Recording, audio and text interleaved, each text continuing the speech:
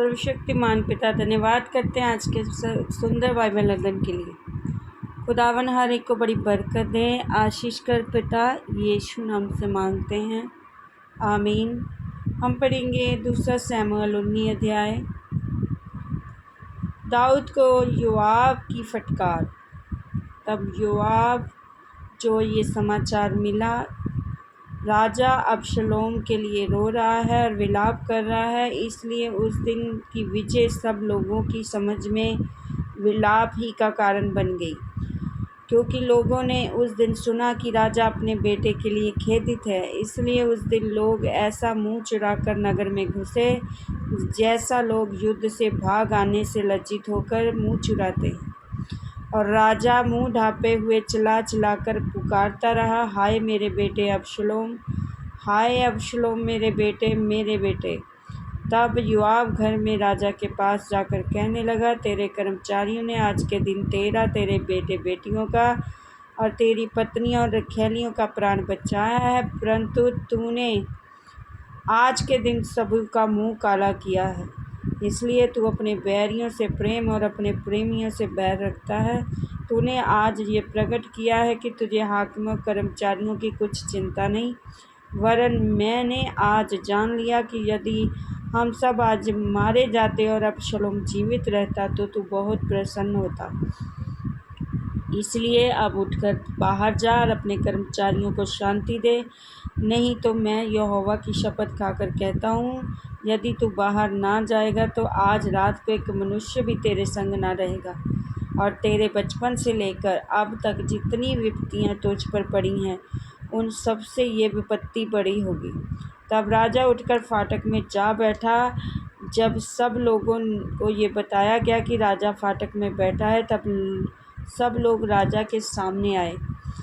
दाऊद का यरूशलेम को लौटना। इस बीच इस्राएली अपने डेरे को भाग गए थे। इस्राएल के सब गोत्रों के सब लोग आपस में ये कहकर झगड़ते थे, राजा ने हमें हमारे शत्रुओं के हाथ से बचाया था और फलिस्तियों के हाथ से उसी ने हमें छुड़ाया, परंतु अब वह अबशलोम के डर के मारे देश छोड़कर भाग गया। परंतु अबशलोम, जिसको हमने अपना राजा होने को अभिषेक किया था, वह युद्ध में मर गया है। तो अब तुम क्यों चुप रहते हो और राजा को लौटा ले आने की चर्चा क्यों नहीं करते? तब राजा दाऊद ने सदोक और अब्यातार याजकों के पास कहला भेजा, यहूदी पुरनियों से कहो, तुम लोग राजा को भवन पहुंचाने के लिए सबके पीछे क्यों होते हो, जबकि समस्त इस्राएल की बातचीत राजा के सुनने में आई है कि उसको भवन में पहुंचाए। तुम लोग जो मेरे भाई वरन मेरी ही हड्डी और मांस हो, तो तुम राजा को लौटाने के सबके पीछे क्यों होते हो? फिर अमासा से ये कहो, क्या तू मेरी हड्डी और मांस नहीं है? और यदि तू योआब के स्थान पर सदा के लिए सेनापति ना ठहरे, तो परमेश्वर मुझसे वैसा ही वरन उससे भी अधिक करे। इस प्रकार उसने सब यहूदी पुरुषों के मन में ऐसे अपनी ओर खींच लिया कि मानो एक ही पुरुष था। अतः उन्होंने राजा के पास कहला भेजा, तू अपने सब कर्मचारियों को संग लेकर लौट आ। तब राजा लौटकर यरदन तक आ गया, और यहूदी लोग गिलगाल तक गए कि उससे मिलकर उसे यरदन पार ले आए।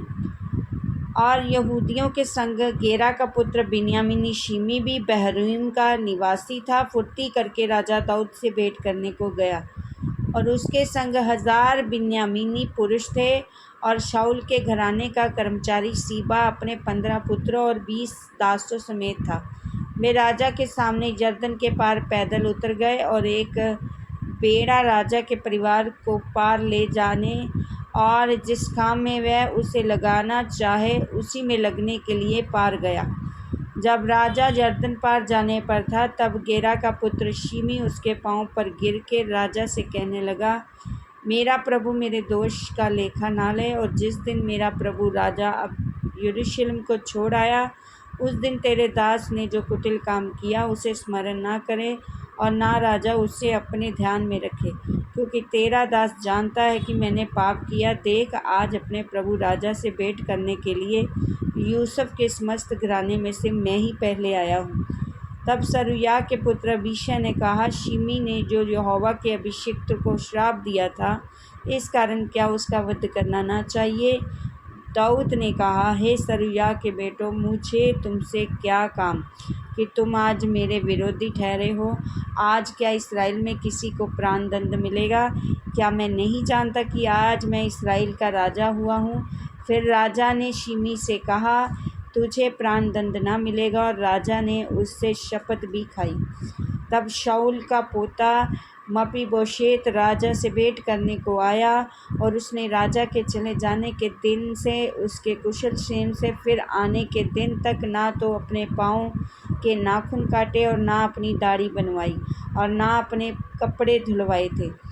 जब यरूशलेमी राजा से मिलने को गए, तब राजा ने उससे कहा, हे मपीबोशेत, तू मेरे संग क्यों नहीं गया था? उसने कहा, हे मेरे प्रभु, मेरे राजा, मेरे कर्मचारी ने मुझे धोखा दिया था। तेरा दास तो पंगु है, इसलिए तेरे दास ने सोचा, मैं गधे पर काठी कसवाकर उस पर चढ़ राजा के साथ चला जाऊंगा, और मेरे कर्मचारी मेरे प्रभु राजा के सामने मेरी चुगली खाई है। परंतु मेरा प्रभु राजा परमेश्वर के दूत के समान है। जो कुछ तुझे भाए वही कर। मेरे पिता का समस्त घराना तेरी ओर से प्राण दंड के योग्य था, परंतु तूने अपने दास को अपनी मेज पर खाने वालों में गिना है। और मुझे क्या हक है कि मैं राजा की दुहाई दूँ? राजा ने उससे कहा, तू अपनी बात की चर्चा क्यों करता रहता है? मेरी ये आज्ञा है, उस भूमि को तुम और सीबा दोनों आपस में बांट लो। तब मपीबोशेत ने राजा से कहा, मेरा प्रभु राजा जो कुशल क्षेम से अपने घर आया है, इसलिए सीबा ही सब कुछ ले ले। तब गिलाद बिजजिले रोगलीम से आया और राजा के साथ यरदन पार गया, उसको यरदन के पार पहुँचाए।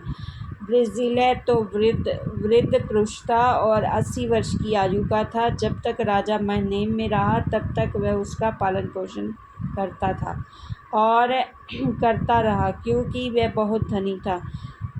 तब राजा ने ब्रिजजिलै से कहा, मेरे संग पार चल, मैं तुझे यरूशलेम में अपने पास रखकर तेरा पालन पोषण करूँगा। ब्रिजजिलै ने राजा से कहा, मुझे कितने दिन जीवित रहना है कि मैं राजा का संग यरूशलेम को जाऊँ? मैं 80 वर्ष का हूँ। क्या मैं भले और बुरे का विवेक कर सकता हूँ? क्या तेरा दास जो कुछ खाता पीता है उसका स्वाद पहचान सकता है? क्या मुझे गवैयों या गायकों का शब्द अब सुन पड़ता है? तेरा दास अब अपने प्रभु राजा के लिए क्यों बोझ का कारण हो? तेरा दास राजा के संग यरदन पार ही तक जाएगा। राजा इसका ऐसा बड़ा बदला मुझे क्यों दे? अपने दास को लौटाने दे कि मैं अपने ही नगर में अपने माता पिता के कब्रिस्तान के पास जाऊं। परंतु तेरा दास किमहाम उपस्थित है। हे मेरे प्रभु राजा के संग वह पार जाए। जैसा तुझे भाए वैसा ही उससे व्यवहार करना। राजा ने कहा, हाँ, किमहाम मेरे संग पार चलेगा। जैसा तुझे भाए वैसा ही मैं उससे व्यवहार करूँगा, वरन जो कुछ तू मुझसे चाहेगा मैं तेरे लिए करूँगा। तब सब लोग यरदन पार गए और राजा भी पार हुआ। तब राजा ने ब्रिजजिलै को चूमकर आशीर्वाद दिया और वह अपने स्थान को लौट गया। तब राजा गिलगाल की ओर पार गया और उसके संग किमहाम पार हुआ, और यहूदी लोगों ने और आधे इस्राएली लोगों ने राजा को पार पहुंचाया। तब सब इस्राएली पुरुष राजा के पास आए और राजा से कहने लगे, क्या कारण है कि हमारे यहूदी भाई तुझे चोरी से ले आए और परिवार समेत राजा की और उसके सब जनों को भी यरदन पार ले गए हैं? सब यहूदी पुरुषों ने इस्राएली पुरुषों को उत्तर दिया, कारण ये है कि राजा हमारे गोत्र का है।